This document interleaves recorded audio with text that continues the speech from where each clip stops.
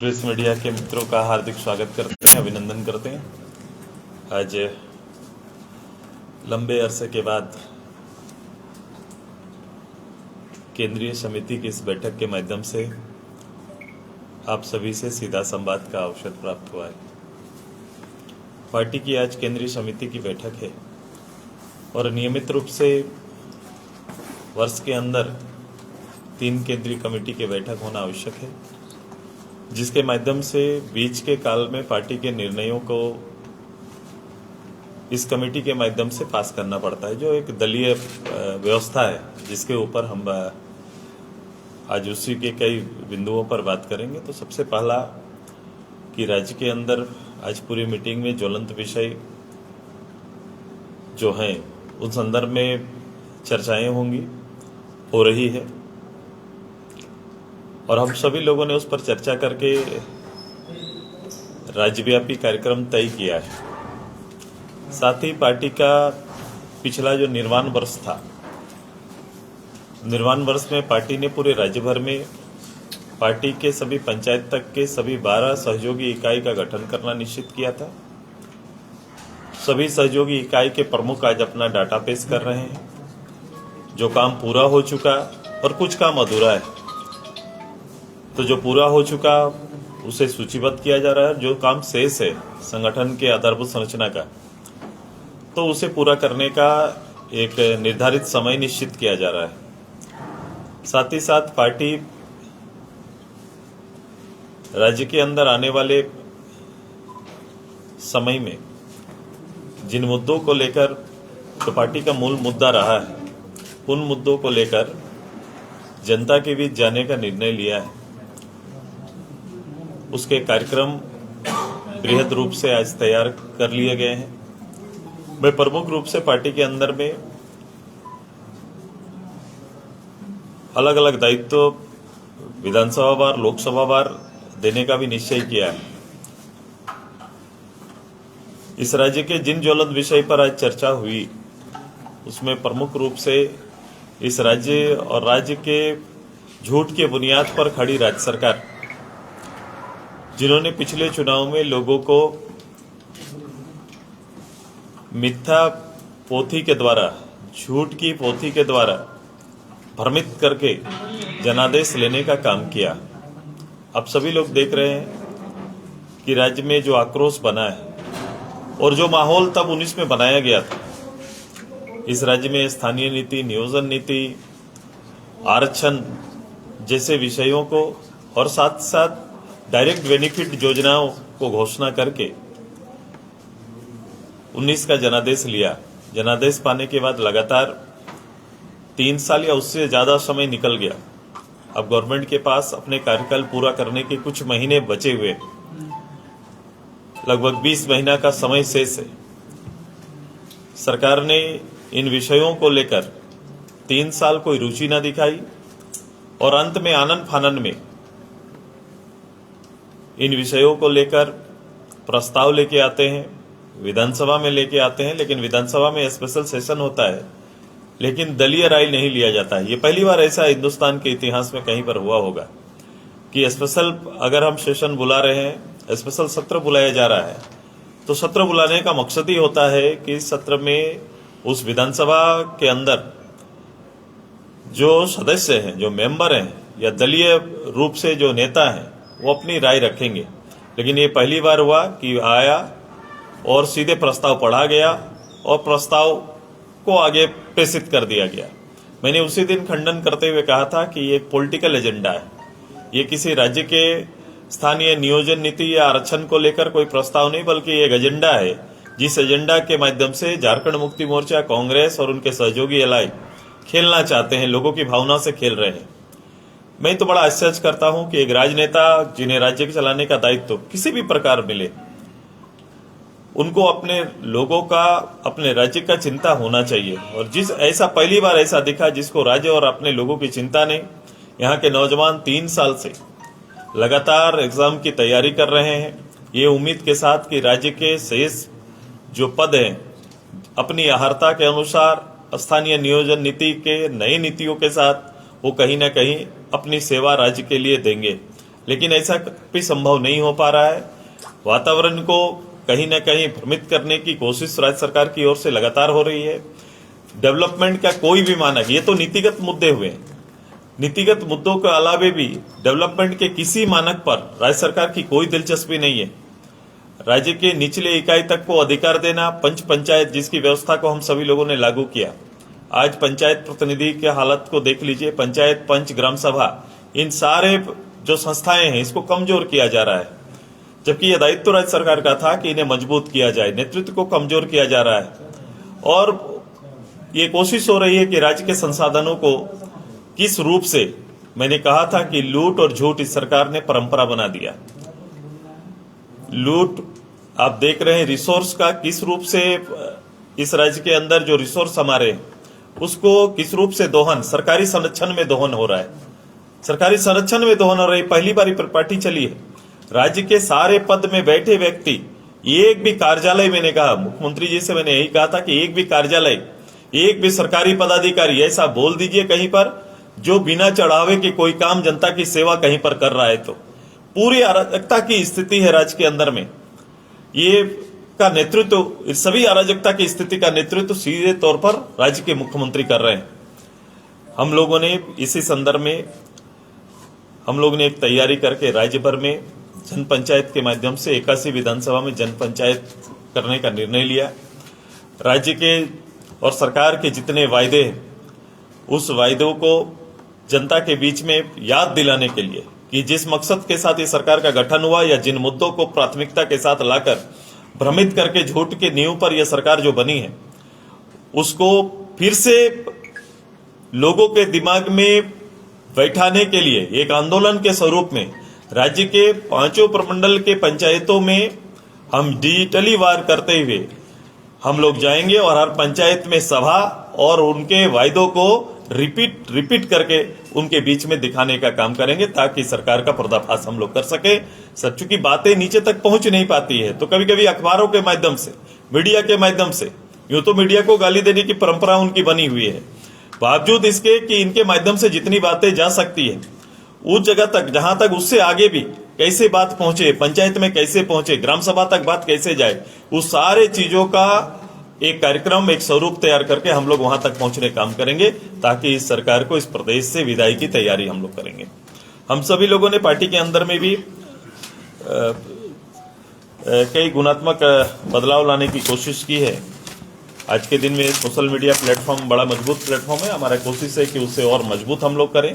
साथ ही साथ इस राज्य के अंदर में हम लोग ने एक पहली बार डाटा और रिसर्च के लिए एक पार्टी ने इकाई गठन किया है, कि पार्टी के अंदर में इस राज्य के जो पॉलिटिकल गतिविधि है, यहाँ के जनजातीय व्यवस्था की जो गतिविधि है, ये रोज दिन पार्टी के अंदर में भी और दलीय रूप से झारखंड के अंदर में एक रिसर्च टीम पार्टी के अंदर से रहेगा, जो पार्टी को फीडबैक, राज्य के अंदर के फीडबैक्स तैयार करेंगे रिसर्च के माध्यम से, और उस आधारित रणनीति बनाने की तैयारी हम लोग सब करेंगे।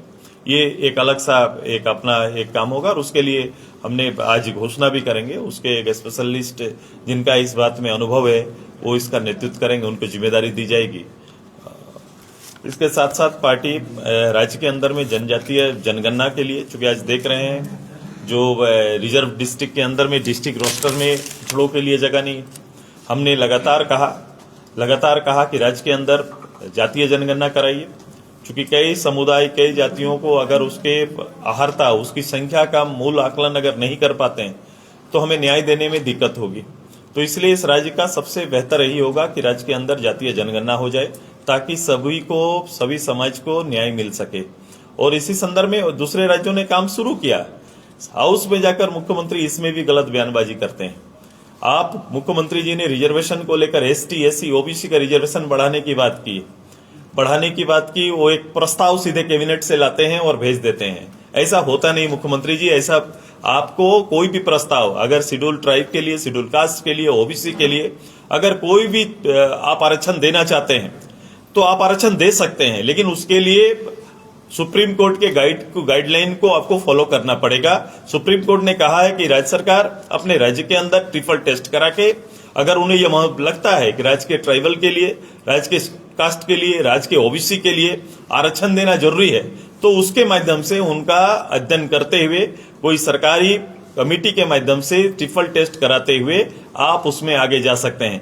गवर्नमेंट ने इसके बिना तर्क दिए सीधे केवल मैं इसको इतना बढ़ा देता हूं, इसको इतना बढ़ा देता हूं, ये मुख्यमंत्री जी दायित्व का है और संविधान से चलती है चीजें, और आपको संविधान के मानकों को निर्धारित करते हुए उनको फॉलो करना पड़ेगा। सुप्रीम कोर्ट के गाइडलाइन को जो इसके संदर्भ में राज्यों को प्राप्त है उनको देखना पड़ेगा। कर्नाटक ने किया, कर्नाटक ने ट्रिपल टेस्ट कराया, मध्य प्रदेश कर रहा है, उड़ीसा कर रहा है, बिहार जातीय जनगणना कर रहा है। आपको उसी रूप से इस प्रदेश में आना पड़ेगा, तब जाके जो अभी स्थिति पैदा हुई है, जैसे डिस्ट्रिक्ट रोस्टर में भी है, जिला आरक्षण में भी है, ये सभी चीजों को आप तब जाके ठीक कर सकते हैं। और सरकार की नीयत ठीक नहीं है, सरकार की नीति ठीक नहीं है, इसी के खिलाफ में जन आक्रोश कार्यक्रम हम सभी लोग जिलावार 13 तारीख को नियोजन को लेकर, स्थानीय नीति को लेकर जिलावार आक्रोश मार्च जिला मुख्यालय में करने का 13 तारीख को पार्टी ने निर्णय लिया है।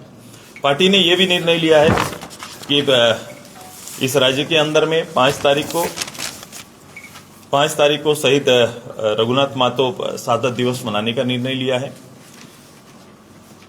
पार्टी बाबा साहब अम्बेडकर जयंती के पर विधानसभा स्तरीय जयंती मनाने का निर्णय लिया। पार्टी ने राज्य स्तरीय सामाजिक न्याय मार्च 23 तारीख को रांची में करने का निर्णय लिया है।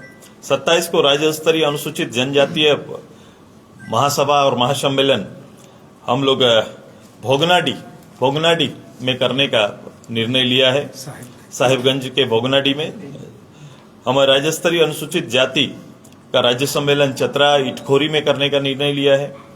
और पार्टी का महाधिवेशन जो हमारा होना था, रामगढ़ चुनाव के कारण नहीं हो पाया, ये केंद्रीय महाधिवेशन 6, 7, 8 अक्टूबर रांची में होगा। यह निर्णय आज के दिन में हम लोग सभी लोगों ने लिया है, पार्टी का ही निर्णय।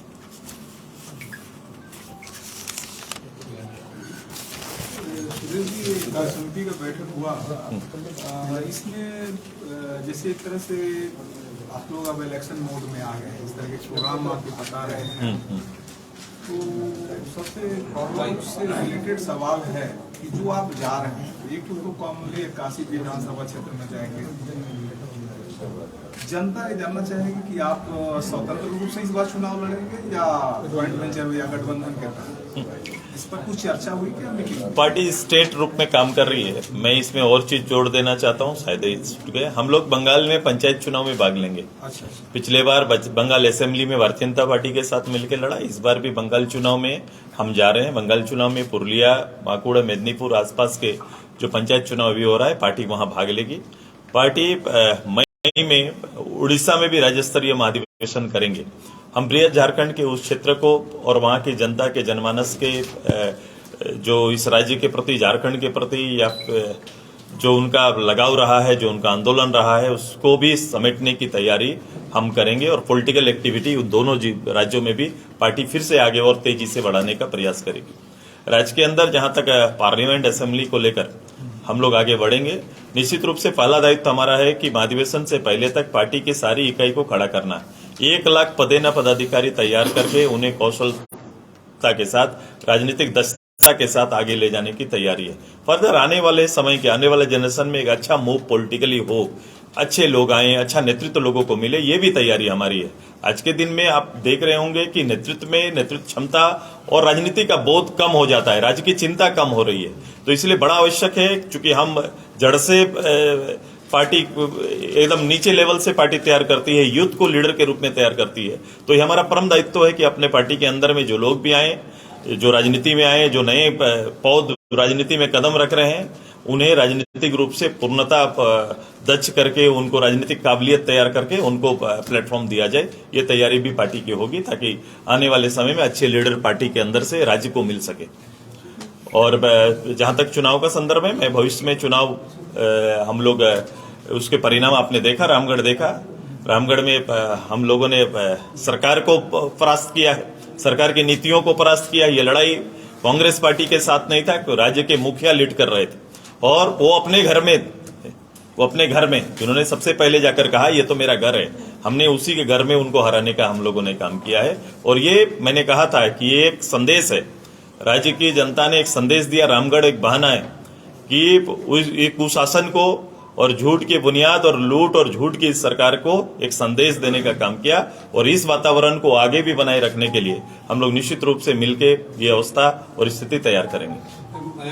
सुदेश जी, एक चीज बताइए, इतना कॉन्फिडेंस जब है तो इस बार का लोकसभा और विधानसभा क्या आप स्वच्छ अपने पार्टी से लड़ेंगे कि बीजेपी के साथ? मैंने कहा कि हम लोगों ने जिसको विश्वास दिया है हम लोग उसी विश्वास के साथ चलेंगे। भारतीय जनता पार्टी आजसू के साथ मिलके आगे चलने के जो भी विषय अड़ंगा जो भी आया है उन विषयों पर मंथन चल रहा है। आप सभी लोगों ने रामगढ़ को देखा कि ईमानदारी से लड़ा गया एक प्रयास से सरकार को मात देने का काम हम सभी लोगों ने किया है। सरकारी प्लान राज्य सरकार का नहीं है। दूसरा, भविष्य का भी नुकसान कर रहे हैं, क्योंकि 2 लाख शिक्षक अगर स्कूल में नहीं जा रहे हैं तो उस स्कूल और नवजात का क्या हो रहा है, झारखंड के नींव जिसमें कहते हैं उसका क्या होगा, इसकी भी चिंता इनको नहीं है। सुदेश जी, सबसे पहले बधाई कि आपने रिसर्च एंड एनालिसिस टीम बनाई है झारखंड करने जा रहे हैं। मैंने आज घोषणा भी करेंगे। ये आजसू पहली पार्टी ऐसी होगी कि झारखंड में खासकर एक टीम बनाई है। इस टीम का उद्देश्य क्या है जो रिसर्च एनालिसिस टीम आपने बनाया है? देखो, आज समय के साथ राजनीति बदल रही है, राजनीति बदल रही है, विषय बदल रहे हैं और प्लेटफॉर्म भी अलग अलग सेट किए जा रहे हैं। आज राजनीति मात्र विचार का विषय नहीं रहा। आगे होता था कि विचारधारा के आधार पर चुनाव लड़ेंगे। आप देखेंगे कि विचारधारा मात्र नहीं रहा। विचारधारा तो है एक विषय, लेकिन विचारधारा के साथ साथ प्रबंधन बड़ा विषय बन गया है। पॉलिटिकली प्रबंधन जिनके पास बेहतर रहेगा उनका परिणाम बेहतर हो रहा है। तो समय के साथ चीजें करवट ली है तो आपको उस पर ध्यान केंद्रित करना पड़ेगा। रिसर्च इसलिए कि आप देखेंगे दल के अंदर में या राज्य के संदर्भ में समझने का, राज्य को समझने का, समाज को समझने का, नीतियों को समझने का कभी भी कोई प्लान नहीं होता है और कभी अधूरा होता है। जैसे आज के दिन में कोई घटना घट जाती है, कोई नीति नया बनाना है, राज्य के लिए कोई आवश्यक है, इसके लिए कोई शोध पॉलिटिकल पार्टी की ओर से होता नहीं है। हम ऐसे ही एक अपना युवा लड़का को जो इसमें रुचि रखा, जिसका एक्सपीरियंस है और जो बाहर में वेबरोड में काम करके जो आया और सीधे आजसू के साथ आज जुड़ के वो इसको उन्होंने चॉइस किया कि मैं पार्टी के अंदर रिसर्च करने का काम करूंगा। आज वो हम लोग डिक्लेयर करेंगे। पहली बार ये पार्टी होगी जो दल के अंदर राज्य के हित में दलीय राजनीति का रिसर्च करने का भी काम करेगी और राज्य के पूरे माहौल का रिसर्च करके पार्टी को समय समय पर अपना प्रतिवेदन देने का काम करेगी। सुदेश जी, आपने SC/ST को लेकर डेली हर रोज हम देख रहे हैं दिन रैलियां हो रही है, मगर इस मामले में अभी तक आपका कोई बयान नहीं है। मैं लगातार हाउस में तो मैं ही बोलता हूँ और राज्य के schedule caste, schedule tribe, OBC ये सबसे बड़ा विषय है। जिस नाम से ये गवर्नमेंट बनती है उसी को सबसे ज्यादा ठगने का काम करती है। इसलिए मैं कह रहा हूँ ठगती कैसे है कि आप ST, SC, OBC को लेकर अगर ये गवर्नमेंट चर्चा करती है, नाम करती है, उन पर बात और चर्चा करती है तो आप देख लो। मैं उदाहरण दिया था उसके अंदर, आज मैं फिर दोहरा रहा हूँ कि आज के दिन में जिस जनरेशन को आगे बढ़ाने का बात और चर्चा करते हैं, जो ख्वाब दिखाते हैं, सबसे ज्यादा उसी को कमजोर करने की आपकी तैयारी है।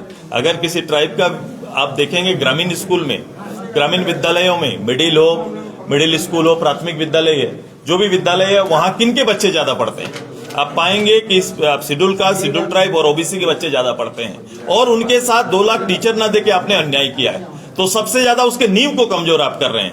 केवल चावल उपलब्ध करा देना जीने का अधिकार के लिए नहीं होता है, केवल जिंदा रहने के लिए चावल हो सकता है, लेकिन डेवलपमेंट के इंडेक्स में आप किसी एक विषय को आप पूरा करते हुए नहीं दिख रहे हैं और समय तो निकल गया साहब का। 1932 का खतियान में आप सपोर्ट करते हैं, बहिष्कार करते हैं? हम नीति पर चलते हैं। हम कभी भी ख्वाब की तरह ऐसे ही किसी विषय को लेकर नहीं उठते।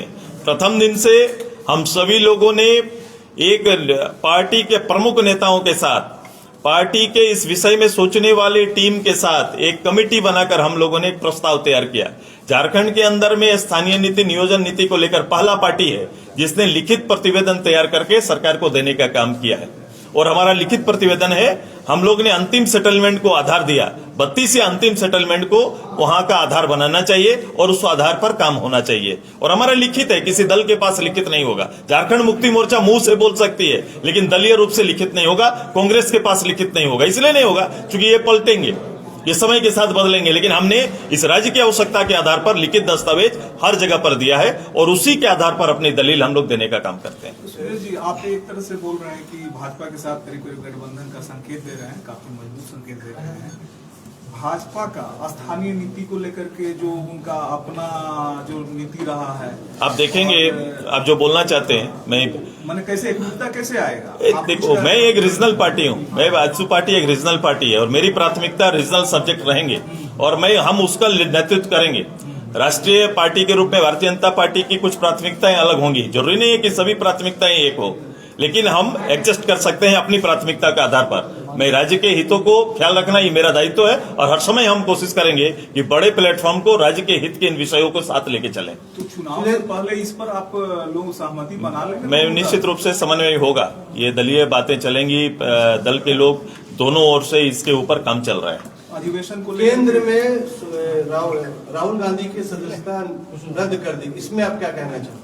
मैं एक अदालती गतिविधि है, इसको इतने ही मानते हैं।